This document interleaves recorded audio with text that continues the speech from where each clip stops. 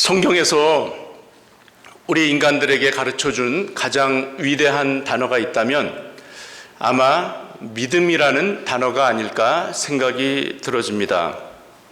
왜냐하면 인간이 하나님을 아는 방법이 바로 믿음이기 때문에 그렇습니다.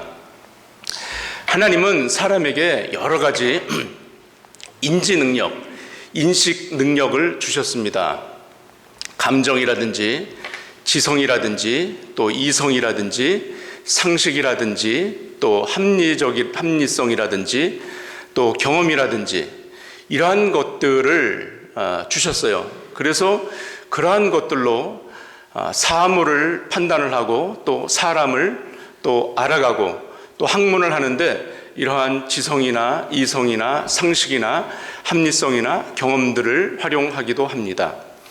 그러나 이러한 인식을 가지고는 하나님을 알 수가 없어요. 사람이나 사물은 알 수 있지만 이것으로는 하나님을 알 수가 없습니다. 하나님을 아는 방법은 무엇입니까? 단지 믿음으로만이 알 수가 있습니다. 우리가 하나님을 그래서 인식할 수 있는 방법이 바로 믿음이에요. 그래서 우리가 믿음을 이해하고 믿음을 갖는다라는 것이 우리가 신앙생활을 하는 데 있어서 얼마나 중요한지 정말 이것은 아무리 강조를 해도 부족함이 없는 것이 바로 믿음이라고 할 수가 있습니다. 오직 믿음만이 있어야 우리가 하나님께 손을 내밀 수가 있고요. 믿음이 있어야지 주의 옷자락에 손이라도 댈 수가 있고요. 믿음이 있어야지만이 그 지붕을 뜯고 친구의 그 병을 위해서 줄을 달아서 내릴 수 있는 그러한 것이 나올 수 있는 것이 바로 믿음이에요. 믿음이 있어야지만이 그래서 하나님의 마음을 우리가 조금이라도 알 수가 있는 것입니다. 저와 여러분들이 구원을 어떻게 받았습니까? 구원을 어떻게 받았습니까? 무엇으로 받았습니까? 네, 믿음으로 받았죠. 에베소서 2장 8절에 보면 뭐라고 나와 있습니까? 너희가 그 은혜를 인하여 믿음으로 말미암아 구원을 얻었나니 이것이 너희에게서 난 것이 아니고 어떻다고요? 하나님의 선물이다 라고 말씀을 하고 있어요. 자, 믿음으로 저희가 구원을 받았어요. 저희가 구원을 받은 것이 여러분에게서 나왔다고요? 저와 여러분에게서는 구원을 받을 수 있는 것이 나온 것이 하나도 없어요. 오직 어디서요? 하나님에게서 나왔어요. 그래서 이것이 하나님에게 왔기 때문에 이것을 선물이다. 선물인데 은혜의 선물이다. 즉 선물은 값없이 주시는 거잖아요. 그래서 위로부터 내려오신 그 하나님의 손길, 그것이 바로 구원과 연결이 되는데 오늘 저희들 본문에서 이제 나누실 말씀에서는 위에서부터 내려오는 그 손길도 중요하지만 우리가 위로 올리는 그 손도 필요하다는 것을 말씀을 해주고 있습니다. 위에서 내려오는 그 은혜만 필요한 것이 아니라 우리가 자의적으로 발동을 해서 우리가 우리의 의지를 가지고 하나님께 손을 내미는 그 일이, 그 작업이 있어야 된다는 것을 오늘 말씀을 해주고 있습니다. 하나님을 믿게 된 것도 믿음이고 예수 그리스도를 우리의 구세주로 믿고 아는 것도 믿음이고 또 성령도 무엇으로 아는 것입니까? 성령도 역시 믿음으로 받는 것입니다.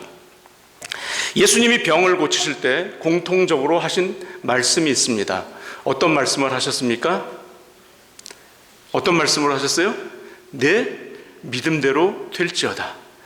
내 믿음으로 되라. 이 말씀을 공통적으로 하셨잖아요. 하인의 병 낫기를 간구해서 주님이 저희 집에 오시는 것까지 하실 필요가 없어요. 그냥 말씀만으로도 주님은 능히 얼마든지 고칠 수가 있습니다. 이렇게 말을 했던 백부장에게도 뭐라고 말씀하셨습니까? 내 믿음대로 될지어다. 이렇게 말씀을 하셨어요. 자, 병을 고치실 때나 능력을 행하실 때 주님께서는 이 믿음이라는 단어를 반드시 사용을 하셨습니다. 믿음장이라고 여러분들이 잘 알고 계시는 어디가 있습니까? 히브리서 몇 장입니까? 11장에 보면 믿음에 대해서 아주 분명한 정의를 내리고 있습니다. 믿음은 바라는 것들의 실상이요 보지 못하는 것들의 증거라고 이렇게 정의를 하고 있어요. 이 말씀을 좀 더 쉽게 말씀을 드리자면 믿음이라는 것은 아직은 이루어지지 않았어요. 아직은 눈에도 보이지 않고 아직은 손에 잡히는 것이 없어요. 하지만 그것이 지금 현재 지금 내 앞에서 마치 있는 것처럼 일어나 있는 것처럼 실제 하는 것처럼 믿고 나가는 것, 실제 하는 것처럼 그렇게 내가 행동을 하는 것, 그것을 받아들이고 행동을 하는 것, 이렇게 쉽게 얘기할 수가 있는 거예요. 그런데 이렇게만 얘기하는 것이 아니고 또 히브리서 11장에서는 이 믿음에 대해서 아주 중요한 점을 또한 분명히 해두고 있습니다. 히브리서 11장 6절입니다. 우리 다 같이 한번 읽어보실까요? 시작. 믿음이 없이는 기쁘시게 못하나니 하나님께 나아가는 자는 반드시 그가 계신 것과 그가 자기를 찾는 자들에게 상 주시는 이심을 믿어야 할지니라. 아멘. 자, 무슨 말씀입니까? 믿음 자체가 중요하다라는 거예요. 왜 중요합니까? 믿음이 없으면 누구를 기쁘시게 못해요? 하나님을 기쁘시게 못하는 거예요. 그러니까 믿음은 반드시 있어야 되는 거예요. 자, 우리 인간의 최고의 인간된 도리가 뭐예요? 평생을 하나님을 기뻐하면서 그분께 영광을 돌리는 것이 우리 인간의 도리 아닙니까? 그래서 하나님을 기쁘게 해야 되는데 기쁘게 해드리는 데는 반드시 믿음이 전제되어야 된다는 것을 말씀을 해주고 있어요. 그런데 이 믿는 자가 갖춰야 될 것이 뭐라고 지금 얘기를 하냐면 누가 계신 거예요? 그가 계신 것. 그가 누구예요? 하나님이 계신 것과 또한 그가 하나님이 자기를 찾는 자들, 하나님을 찾고 구하는 자들에게 무엇을 주신다고요? 상을 주신다라는 것, 상벌을 주신다라는 것, 이거를 믿어야 된다라는 거예요. 즉 믿음이 있는 자가 전제되어야 되는 것은 바로 하나님은 주권자 되시고 주관자 되시고 공의로 판단하시며 세상을 심판하시는 그것을 믿어야 된다는 것이 지금 히브리서 11장에서 말씀하고 있는 믿음에 대한 아주 중요한 그러한 정의라고 할 수가 있습니다. 자, 오늘 본문을 한번 다시 보실까요? 본문의 27절에 보시면 예수께서 거기서 떠나서 가실 때, 거기라는 것은 저희들이 계속해서 지금 이 기적 시리즈 보고 있지 않습니까? 천국의 증인.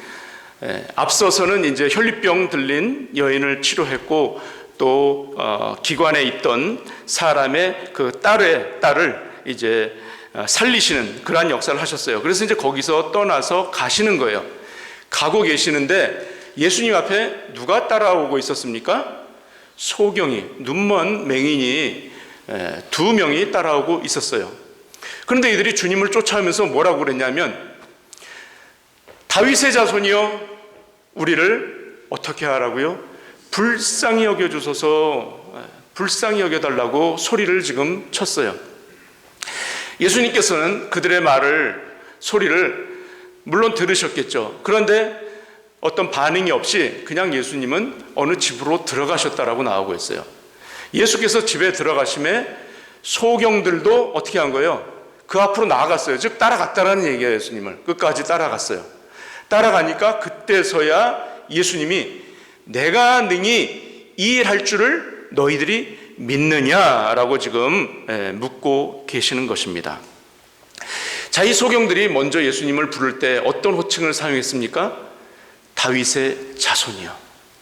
다윗의 자손이라는 어떤 호칭입니까? 자, 예수가, 메시아가 유대인들에게는 오랜 시간 동안 구약에서 예언되어 있던 인물이 있어요. 그들을 압제에서부터 어떤 식민지에서부터 로마의 그러한 압제로부터 구원해 줄 능력자, 즉 메시아가 도래할 것이다라는 것을 그들은 예언을 통해서 선지서를 통해서 이미 알고 있었어요. 그런데 마태복음 1장 1절에 뭐라고 나옵니까? 아브라함, 예수 그리스도에 대한 족보가 나오지 않습니까? 족보에서 뭐라고 기록합니까? 아브라함과 다윗의 자손 예수 그리스도의 시작이다, 족보다, 이렇게 나오고 있지 않습니까? 세계라, 예수 그리스도의 세계라. 자, 바로 이러한 것처럼 지금 다윗의 자손이라는 것은 이미 구약시대 때 예언이 되어 있지만 신약에 와서는 마태복음 1장 1절에서 처음 다윗의 자손이라는 얘기가 나오고 이제 두 번째로 이 마태복음 9장에서 처음으로 나오는 호칭이에요. 자, 이들은 지금 앞을 보는 사람들입니까? 앞을 전혀 못 보는 소경이라고 분명히 나오고 있어요. 이들은 육적인 눈이 멀어 있어요. 그런데 예수가 다윗의 자손이라는 것을 어떻게 알았을까? 그들은 무엇이 열려 있었던 거예요? 비록 육신의 눈은 멀었지만 듣는 귀가 있었던 거죠. 그런데 그것을 그냥 들었던 것만이 아니고 그들은 정말 이 예수라는 분이 오셨는데 이분이 메시아다, 우리를 구원하실 메시아라는 사실을 분명히 지금 인지하고 있었던 것이요. 즉 육신의 눈은 멀어 있지만 무엇은 열려 있던 것입니까?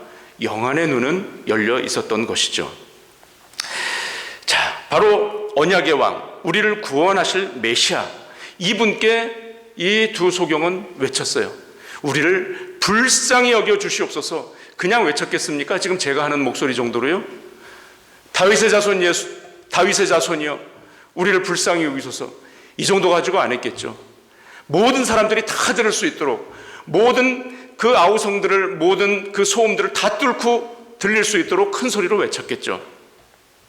바로 믿음의 출발은 예수님이 누구신가를 인지하는 데부터 출발을 한다는 것입니다. 자, 저와 여러분들에게 믿음이 있으십니까? 네. 믿음이 있으십니까? 아멘. 네. 믿음이 있으십니다. 우리의 믿음을 한번 고백해 보실까요? 자, 여러분들 아시는 예수님은 나의 하나님, 시작. 예수님은 나의 하나님, 예수님은 나의 구세주, 예수님은 나의 삶의 주인. 아멘. 이것을 고백하는 것이 바로 믿음이에요. 이것은 아무나 고백을 못합니다. 예수님을 믿지 않는 자들은, 알지 못하는 사람은 하라고 해도 이거를 할 수가 없어요. 이것을. 이게 바로 믿음의 시작이라는 것이죠. 자, 오늘 저와 여러분들에게 이 믿음의 고백이 깊이 새겨지시기를 간절히 축원드립니다. 자, 그리고 여기서 또 한 가지, 여러분 앞에 어떠한 문제가 놓여 있습니까? 너무나 커서 이 일을 어떻게 감당해야 될지 모르는 그런 문제들이 있으십니까? 아니면 너무나 이 문제가 오래되어서 1, 2년도 아니고 몇십 년씩 쭉 있는 그러한 문제로 인해서 이것이 해결이 될 줄 몰라서 이것을 주님 앞에 내어놓지 못하는 그러한 문제들이 혹시 있으십니까? 자, 우리는 이러한 얘기를 많이 듣지 않습니까? 문제보다 크신 이가 누구다? 하나님이시다. 아무리 문제가 커도 하나님보다는 크지 않다라는 거예요. 하나님보다는. 자, 이 맹인들의 현실은 어땠을까요? 저나 여러분들은 이 눈이 멀어보질 않아서 맹인의 그런 불편한 점을 알 수가 없겠죠, 도저히. 좀 이해는 할 수 있겠지만 알 수가 없어요. 가끔 이렇게 그 수련회 같은 때 가면 이 소경 체험이라고 그래가지고 소경 바디메어 체험한다고 그래서 한 사람 눈을 가리고 짝을 이뤄가지고 한 사람이 이렇게 수양관을 전체를 이렇게 돌게 해서 한 바퀴 쭉 돌다 오면은 한 2, 30분 걸려요. 그러면 그때 와가지고 이제 무릎을 꿇리고 앉혀놓으면 100이면 100 모두 다 무릎을 꿇고 다 통곡을 합니다. 통곡을 해요. 그러면서 자기도 모르게 기도가 나와요. 하나님, 제가 죄인이었습니다. 저를 용서해 주십시오 하는 그 고백이 터져요. 왜? 앞이 캄캄한데 이 사람을 가지고 데리고 다니면서 이 소경의 체험을 하니까 어떨 때는 일부러 돌부리에도 좀 이렇게 걸리게 하고 이 개울 같은 데도 건너게 하고 그 체험을 하게 하는 거예요. 그러니까 실제 이 소경이었던 사람의 그 불편함이라는 것은 일로 말할 수가 없겠죠. 그들은 어둠이 친구였을 거예요. 어둠 속에서 그들은 그것이 전부였을 거예요. 1세기 때의 그 팔레스타인 지방을 한번 상상을 한번 해보세요. 무슨 도로가 포장도로일까요? 그런 것도 없겠죠. 그리고 무슨 뭐 건널목을 건너는데, 건널목이라는 게 뭐 있겠어요? 무슨 건널목 건너는데 맹인들을 위한 어떤 소리가 나는 그런 신호 시스템이 있었을까요? 무슨 점자가 있었을까요? 뭐 안내견도 없었을 것이고, 안전한 난간도 없었을 것이고, 그저 그들이 의지해야 되는 것은 지팡이 하나였을 거란 말이죠. 근데 이 사람들이 어떻게 그러면 생활을 했을까요? 이 사람들은 직업도 가질 수가 없었을 것이고, 무슨 사회보장 제도가 있는 것도 아니고, 이들이 그저 하루를 나가서 국어를 해야, 동량을 해야 비로소 그날 한 끼를 해결할 수가 있었던 거예요. 그러니까 소경도 같이 서로 좀 의지가 되는 두 사람 그렇게 같이 짝을 지어서 다녔겠죠. 혼자보다는 둘이 다니는 게 훨씬 그래도 위로도 되고 안심도 됐을 거 아닙니까? 그날도 사람들의 발소리와 또 먼지 냄새로 방향을 이들은 짐작을 하고, 보니까 막 웅성웅성대 우리 마을에 예수님이 오셨대. 그 소리를 들었을 거예요. 그래서 그 소리를 듣고 그 흙먼지 냄새를 맡으면서 주님께로 나가서 다윗의 자손 예수여 우리를 불쌍히 여기소서 하는 그 소리를 외치지 않았을까 싶은 거죠. 자, 이들에게는 눈보다도 마음의 눈이 먼저 열려 있었고, 정확히 예수님이 메시아라는 것을 알아보는 그러한 믿음의 눈이 이들에게는 있었습니다. 믿음의 눈은요, 그래서 현실을 부정하는 눈이 아니라 현실 너머를 보는 그러한 눈이 바로 믿음의 눈인 것입니다. 그리고 그들은 발걸음을 내디뎠어요. 주님이 계신 곳으로 이들은 또 나아갔습니다. 그들은 따라갔고 집에 예수께서 들어가셨을 때 주님 앞으로 나아갔어요. 믿음은요, 마음에만 담아두는 것이 믿음이 아닙니다. 예수님이 오셨다는 걸 듣고 소리만 질렀다고 되는 것이 아니에요. 예수님은 처음 소리 질렀을 때 그냥 지나치셨잖아요. 여기서 한 발 더 나가는 거예요. 바로 믿음은 그 몸을 움직여서 행하는 데까지 가는 것이 믿음이라는 사실을 오늘 이 두 소경은 저희들에게 일러주고 있는 것입니다. 바로 마음에만 담아두는 것이 아니라 행동으로 옮기는 것. 그리고 시간이 되면 다음에 또 기회가 찾아오겠지. 이번만이 기회겠어? 다음에도 또 나에게 기회가 있을 거야? 이렇게 하고서 그냥 그 자리에 머물렀던 것이 아니라는 것이죠. 지금 아니면 내가 기회가 없다. 지금 아니면 내가 예수를 만날 길이 없다. 이것을 즉각적으로 행동으로 옮겼던 거죠. 바로 오늘 이 예배 자리로, 이 믿음의 자리로, 말씀을 듣는 자리로, 이 공동체의 자리로 여러분들의 발걸음을 옮기신 것도 믿음의 행함인 줄로 저는 믿습니다. 그래서 여러분들이 소중하고요, 이 예배가 소중하고요, 그래서 저는 여러분들이 너무나 사랑스럽고 여러분들이 너무나 자랑스러운 거예요. 한 분 한 분이 너무너무나 저한테는 소중해요. 자, 그럴 때 우리에게 물어오는 또 질문이 하나가 또 있습니다. 28절입니다. 뭐라고 묻습니까? 내가 정말 너희 눈을 뜨게 할 줄로 믿느냐? 주님이 물으셨어요. 한마디로 뭐예요? 믿느냐 이거예요. 믿느냐. 자기를 불렀잖아. 예수님을 불렀잖아요. 그러니까 주님이 응답하신 거예요. 네가 그렇게 하는데 정말 믿니? 이거예요. 이 질문은요, 오늘날 저와 여러분들에게, 우리에게도 동일하게 주어지는 질문입니다. 어떠한 문제 앞에서 우리가 믿음의 방식으로 작동해서 살 것이냐, 아니면은 계산의 방식으로 우리가 이 세상을 살아갈 것이냐, 이러한 고민에 저희들은 항상 놓이게 되어 있습니다. 이러한 고민을 하는 이유가 무엇일까요? 그렇다면 왜 고민을 하죠? 왜 그러냐면 가만 보니까 우리 믿는 분들은, 믿는 그리스도인들은 그래도 나름대로 어떠니 자부심이 있어요. 자부심이. 그리고 내가 믿지 않는 사람들보다는 뭔가는 달라야 되겠지 하는 그런 선함이 있어요. 그래서 이것에서 오는 거룩한 부담이 있어. 내가 그래도 선하게 살아야지, 주님의 그 뜻을 이루면서 살아야지 하는 이러한 생각이 이게 깔려 있다는 거죠. 이러한 고상한 생각을 우리 크리스천들은 다 가지고 있습니다. 그런데 문제는요, 이러한 고상한 생각을 가지고 있음에도 불구하고 방식을 놓치는데 문제가 있다는 겁니다. 다시 말하면 하나님이 기뻐하시는 선한 뜻을 이루고자 하는 고상한 생각을 가지고 있지만 그것을 이루는 믿음의 방식을 우리들이 취하고 있지 않다는 것에서 문제가 있다는 거예요. 이것이 취약하다는 거예요. 믿음으로의 방식 대신에 예전에 했던 그 계산적인 방법 또는 현실에서 보여지는 방법들을 우리들은 이것을 선택하면서 할까 말까 고민하다가 결국은 다시 그 옛날에 썼던 그 계산 방법을 저희들이 선택한다는 데 있다는 거죠. 그래서 우리는 대개의 경우 이 믿음보다는 계산적으로 또는 어떤 현실적으로 선택하는 이러한 방법에 훨씬 더 익숙해져 있다는 거죠. 만약 우리가 믿는 여호와 하나님이 실제하지 않는 그냥 가상으로만 있는 존재라면 그냥 우리는 세상적인 방법, 이 계산적인 방법 그대로 해도 되는 거예요, 우리는.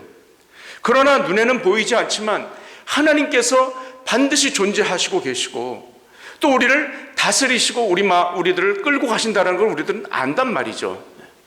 그렇기 때문에 우리는 지금 있지 않더라도 영원한 존재가 있다는 것을 아는 존재이기 때문에 우리는 여기서 고민을 할 수밖에 없다는 거죠. 하나님께서 살아계시다는 것. 믿음은 바라는 것들의 실상이고 보지 못하는 것들의 증거면서 하나님께 나아가는 자는 반드시 그가 계신 것과 그에게 나가는 자는 그가 상주신이신을 믿는 것, 하나님이 계신 것을 믿는 것, 바로 하나님이 뭐예요? 살아계시다라는 것을 믿는 거예요. 살아있다라는 것은 역사한다라는 거죠. 운동한다라는 거예요. 그냥 정체되어 있는 것이 아니라는 거예요. 그래서 하나님이 살아계시고 역사하신다면 우리가 현실적으로 계산하는 그 이상의 무엇인가는 있다라는 것, 그거 아닙니까? 오늘날 대단히 유감스러운 현실이 바로 현대 크리스천들에게 나타나고 있는데요. 그것이 바로 이 현실적인 계산과 또 계산하는 방법에 따라서 모든 상황들을 해석하고 판단한다는 데 있는 거예요. 이거는 결국 뭐냐면 하나님을 살아계시다는 것을 잊고 살아가는 거예요. 마치 하나님이 죽은 하나님처럼 생각되는 거예요. 죽은 하나님처럼. 이 기가 막힐 노릇이잖아요, 사실. 하나님을 죽은 사람처럼 취급을 하니까 이 신앙생활이 힘이 없잖아요. 그리고 세상이 절망할 때 나도 덩달아 같이 절망해. 세상 사람들이 비판할 때 나도 같이 덩달아서 그 사람을 비난해. 그리고 세상 사람들이 또 부정적으로 여길 때 나도 덩달아서 같이 미래지향적이지 않고 자꾸 과거지향적으로 돌아가가지고 핑계거리 찾게 되고 원망거리 찾게 되고 이렇게 산단 말이죠. 다만 다른 점이 있다라면 무엇이 다를까요? 주일날 교회 온다라는 게 달라. 똑같이 살지만 주일날 교회 온다라는 게 다르다는 거. 자, 제가 이 말씀 연구를 하면서 로마서 14장 23절 말씀을 찾게 되었어요. 제가 이 말씀을 보면서 제가 가슴이 덜컥 내려앉았어요. 놀라운 말씀이 여기 적혀 있었어요. 의심하고 먹는 자는 정죄되었나니 이는 믿음으로조차 하지 아니한 연고라. 믿음으로 좋지 아니하는 모든 것이 죄니라. 자, 믿음으로조차 하지 않은 것이 모든 것이 죄래요. 이 말씀이 저를 놀라게 했어요. 현실적 계산에 치우쳐서 판단했던 모든 순간이 하나님께 죄가 되었다는 사실, 여기에 당황하지 않을 수가 없었어요. 믿음이 없이 행하는 게 죄래. 믿음을 측량할 수는 없겠죠, 저희가. 누구 믿음이 크고 누구 믿음이 길고 짧은 거를 어떻게 그거를 판단할 수가 있겠습니까? 그런데 하나님은 아시잖아요. 내가 믿음으로 행했는지 그렇지 않은지를. 세상에서는 여러분들은 어떻게 살고 싶으십니까? 짧고 굵게 살기를 원하십니까? 가늘어도 길게 살기를 원하십니까? 어떤 방법이 좋은지는 저도 잘 모르겠어요. 그래도 이왕 주님께서 저희들을 태어나게 하셨으면 오래 살아야죠. 건강하게 오래 살아야죠. 그러면서 굵게 오래 살고 싶은데 이게 맞는 거죠. 그런데 그렇지 못해. 굵게도 못 살으니까 그냥 가늘어도 좋으니까 나는 그냥 뭐 사람들 틈에 섞여가지고 눈에 안 띄고 그냥 조용히 그냥 아주 조용하게 오래 살고 싶어. 자, 그리스도인들이 세상 사람들과 같은 그러한 현실적인 계산에 치우쳐서 판단하는 모든 것이 하나님께 죄가 된다. 놀라운 말씀이에요. 현실 계산에 치우쳐서 판단하는 우리 자신을 발견할 때마다 그때마다 우리는 하나님과의 거리가 멀어진다는 사실을 저희들은 인지를 해야 돼요. 내가 믿음에 서야 될까? 그렇지 않아야 될까? 이러한 생각이 들 때가 있잖아요. 그러한 생각 속에서 요번 한 번 뭐 이까짓 건 뭐 무슨 죄라고. 그냥 세상과 타협하고 또 세상 친구들 만나면 대화 가운데 너 뭐 장로라며? 너 뭐 집사라며? 근데 이제 그거를 알아요. 그래서 서로 대화를 하다 보면 그 사람들은 항상 보면 얘기가 기독교인들을 공격을 하려고 그래. 너 그렇다며? 그러면 왜 교회에서 왜 이래? 뭐 어쩌고 저쩌고 뭐 이런 대화가 오간단 말이죠. 그러면 거기서 어떻게 합니까? 저희들은 그냥 그래 그냥 맞장구 쳐준다고요. 그 일일이 또 대답하고 뭐 이렇게 하다 보면 언쟁이 되고 논쟁이 되니까 그래 오늘 뭐 한잔 할 수도 있지 뭐. 물론 뭐 한 잔 정도 하는 거 뭐 무슨 저기가 되겠어요. 사회생활 하는데. 그러니까 한 잔이 중요한 것이 아니라 내가 그 안에서도 믿음을 지키는가 안 지키는가 이게 중요하다는 거예요. 저는 절대 뭐 술 먹지 말라 그런 말씀이 아닙니다. 담배 피지 말라 이런 말씀이 아니에요. 이것을 가지고 이것에 함몰되면 이것은 그냥 어린 신앙에서 벗어날 수가 없어요. 그것이 아니고 내 사고가 바뀌는 거예요. 그러니까 내 믿음을 어떻게 지켜가는가 그게 중요한 거예요. 그게. 자, 현대 사회에서요. 전 세계가 소통하는 공용 언어가 뭐죠? 영어예요, 영어. 그래서 전 세계 공용어를 사용하는 미국에 와서 저는 영어를 잘할 줄 알았어요, 오기만 하면. 그런데 이거 한국말도 자꾸 잊어버리고 영어는 공부를 안 하니까 더 잊어버리고 영어도 못하고 한국말도 못하고 그렇게 돼가는 것을 참 이거 지금이라도 다시 영어를 공부해야 될 텐데 맨날 이 마음만 품고 있는 거죠. 그런데 세계 어느 나라를 가더라도 이 영어 말고도 그리스도인들 간에는 공통되는 언어가 있습니다. 바로 뭔가요? 믿음이에요, 믿음. 그래서 언어가 다르고 지역이 다르고 사는 환경이 달라도 그리스도인들은 이게 하나가 금방 돼요. 무엇이 같기 때문에요? 믿음이 같기 때문에. 누구를 믿는 믿음으로요? 예수 그리스도를 믿는 믿음이 하나이기 때문에 금방 하나가 되고 소통이 가능합니다. 그리고 그 믿음의 언어를 사용하는 사람끼리 있을 때는요, 성령이 불을 지핍니다. 성령이. 그래서 능치 못할 일이 없게 하고 모든 일들이 가능하게 하는 것이 바로 이 믿음의 언어라는 거죠. 그래서 히브리서 기자가 바로 하나님께 나아가는 자는 반드시 그가 계신 것을 믿어야 한다라는 것이 꼭 전제라는 것. 하나님이 계신 것, 살아계신 하나님, 이것을 믿어야 한다라는 것입니다. 자, 하나님이 살아계시다는 사실을 진실로 믿으면요, 하나님이 행하실 위대한 일들을 기대하게 됩니다. 눈에 보여지는 현실은요, 암울해. 눈에 보여지는 현실은 손에 아직 잡히는 것도 없고 된 것도 없지만 하나님이 하실 일을 기대를 하게 되면 반드시 하나님의 역사는 일어난 줄로 믿으시기 바랍니다. 조그마한 믿음 하나가 큰 일을 이룹니다. 그런데 아유, 그것이 뭐 되겠어? 아이고, 우리 환경을 봐. 그게 뭐 될 법이나 해? 그러지 말고 내가 계산해 보니까, 내가 이거를 연구한 자료를 보니까 이렇게 해야 돼. 교회가 프로그램을 많이 돌려야 되고, 성도들을 갖다가 바쁘게 막 이것저것 막 그냥 막 시켜야 되고, 이 훈련 저 훈련 막 시켜야 되고, 그래야 교회가 부흥해. 옛날 전도 방식들이 다 이랬어요. 지금도 그 방법이 최고라고 하면서 하는 교회들 많이 있어요. 그런데 정말 그것이 하나님을 기쁘게 하실까? 저는 거기에는 항상 퀘스천을 가지고 있습니다.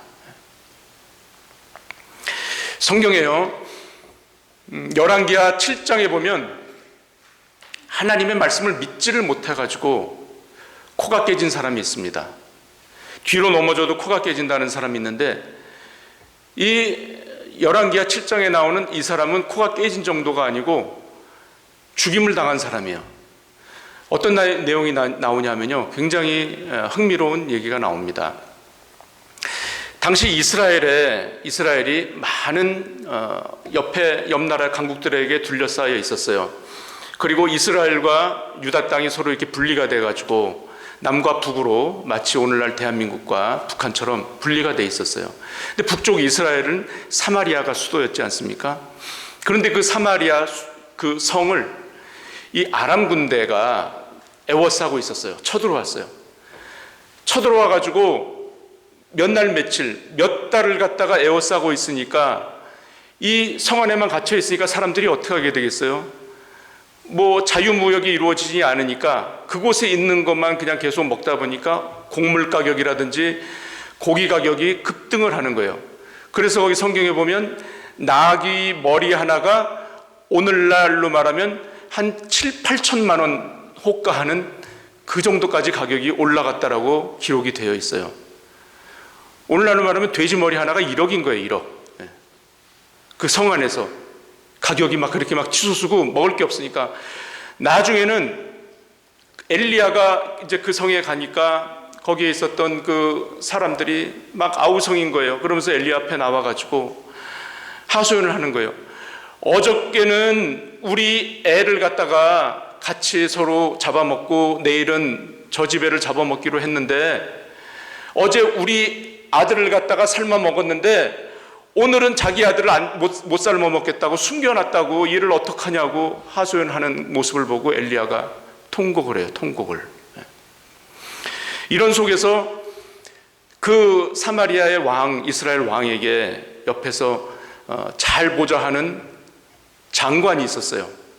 이 장관은 너무나 그 훌륭하고 똑똑해가지고 임금이 그 장관에게 모든 일을 맡겼어요. 손을 의지했다라고 적혀 있어요. 의지하는. 근데 엘리사가 내일 이맘때가 되면은 저 아람 군대가 다 없어지고 이 성 안에 보리 한 옹큼에 한 스겔, 그러니까 가격이 아주 완전히 다운이 돼가지고 옛날보다도 더 싼 가격이 된다라는 거예요. 고운 가루 하나가 훨씬 싸게 된다라는 것을 엘리사가 예언을 했어요. 그랬더니 이 장관이 그 소리를 듣고서 코웃음을 쳤어. 믿지를 않았어요. 아니, 어떻게 하나님이 오시지 않고서야 그 일이 되겠습니까? 비웃었어. 그랬더니 엘리사가 뭐라 그러냐면, 반드시 그 일이 이루어지는데 네가 그 되는 것을 눈으로 볼 것이다 그래요. 근데 너는 먹지 못할 것이다라고 예언을 합니다. 보긴 보는데 먹지는 못한다. 왜 그랬습니까? 그 장관은 너무나 현실적인 사람이었어요. 너무나 계산에 빨랐어요. 그래서 임금을 잘 보필을 했어요. 근데 엘리사가 얘기한 것을 믿음의 눈으로 볼 수 있는 그 눈이 없었던 거죠. 그 다음날 어떻게 됐습니까? 성은 둘러싸여 있어가지고 군대고 뭐고 다 굶어 죽게 생겼는데, 그 성 그 문 어귀에 앉아서 이제 오늘 내일 죽기만을 기다리던 거지 4명이 있었어요. 거지 4명이 그날 어떻게 하냐면, 우리가 이렇게 굶어 죽느니 저 아람 군대 진영에 들어가가지고 우리가 항복을 하자. 이래 죽으나 저래 죽으나 굶어 죽진 않고 한번 먹고라도 죽자. 그래서 그 아람 진영 군대를 갔던 거예요. 거지 4명이. 그런데 어떻게 되었어요? 그 아람 군대가 다 혼비백산해가지고 하나도 없는 거야. 하나도 없고 말이며 병거 뭐 먹을 거며 다 군수물 짜며 다 놓고 도망을 갔던 거죠. 밤사이에 누가 역사하신 거예요? 하나님의 군대가, 하나님의 불병과 불말이 역사를 하신 거예요. 엘리사의 예언이 이루어진 거예요. 그래가지고 이 소식을 거지 4명이 먼저 어떻게 했어요? 자기들 먼저 좀 배를 채울 거 아니에요. 그리고 먹고 나서 성 안으로 가가지고 성 안에 있는 사람들한테 우리 살았습니다. 이제 다 나와 보십시오. 먹을 게 지천으로 깔렸습니다. 그 얘기를 하니까 온 성 안에 있었던 사람들이 다 우르르 이제 막 성 바깥으로 나갈 거 아닙니까? 그 광경을 누가 지켜보고 있었어요? 그 사마리아에 있었던 장관이 지켜보는데 그 사람들이 그 인파에 깔려서 죽임을 당합니다. 그것이 이루어져요. 바로 믿음이 있는 자와 믿음이 없는 자의 차이가 바로 여기 있다는 거죠. 세상에서는 이제 곧 죽게 생겼어. 그런데 하나님은 아니라는 거예요. 살 길이 있다라는 거죠. 바로 이 차이예요. 자, 살아계신 하나님이 우리의 삶 가운데서 역사하시는 타이밍은요, 우리가 믿을 때라는 거, 믿음으로 반응할 때라는 거, 믿습니까? 우리가 믿음으로 반응하면요, 우리의 현실적 계산을 뛰어넘어서 하나님은 역사를 하십니다. 그래서 믿음은 우리로 하여금 하나님이 행하실 위대한 일들을 기대하게 하십니다. 세상은 온통 기대할 것이 없다라고 아우성을 칩니다. 그러나 그럴수록 믿음의 사람들은 더욱더 하나님이 행하실 일을 기대를 해야 합니다. 역사는요, 그래서 우리가 믿는 대로 이루어질 것입니다. 하나님 우리에게 정확하고 또 냉철한 현실적 계산을 기대하시는 것이 아니고 하나님이 우리에게 기대하는 것은 바로 믿음을 갖기를 원하시는 줄로 믿으시기 바랍니다. 내 믿음대로 될지어다. 내 믿음대로 될지어다. 내 믿음대로 되는 거예요. 믿음대로. 믿음의 발을 내디디시고 믿음의 그 걸음을 걸어가시고 믿음으로 전진하는 거예요. 믿음으로 나가는 그 길에 하나님께서 함께 하실 줄로 믿습니다. 미래에 무슨 일이 일어날 것을 걱정하는 것보다도 중요한 것은 바로 오늘 내가 누구와 동행하느냐, 이게 더 중요하다는 거. 누구와 동행하시겠습니까? 걱정거리와 동행하시겠습니까? 성전문을 나서는 그 순간 짐을 다시 짊어지시겠습니까? 바로 하나님과 동행하시는, 그래서 여러분들의 미래가 여러분들의 오늘의 그 믿음대로 역사되어지시는 그러한 놀라운 축복이 있기를 간절히 축원드립니다. 기도하십니다. 주님,